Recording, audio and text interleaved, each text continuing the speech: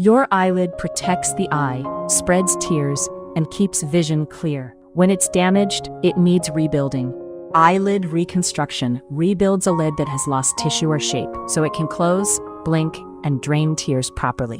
The most common reason in adults is repairing the eyelid after skin cancer removal. Injuries, burns, and scarring are others. Some children are born with eyelid gaps or severe drooping. These may need early repair to protect eye development.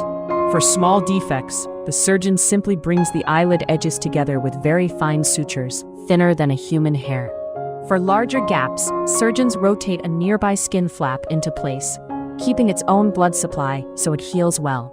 When more tissue is needed, thin skin grafts come from behind the ear, the upper lid, or the inner arm.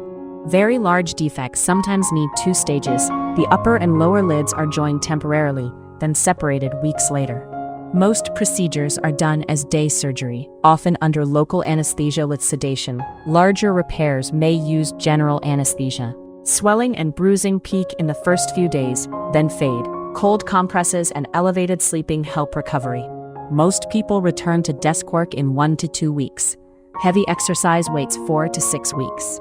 Risks include bleeding, infection, scarring, or the lid not closing fully. Revision surgery is sometimes needed later.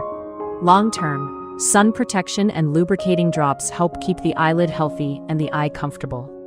Did you know? You can get this treatment abroad at the same quality you'd get in the US or Europe for a fraction of the cost. Ginger Healthcare is one of the world's most trusted medical travel companies. It helps patients to find safe and affordable care in India, Thailand, Turkey, Singapore, Dubai, Malaysia, and more. Visit ginger.healthcare or check the description for details.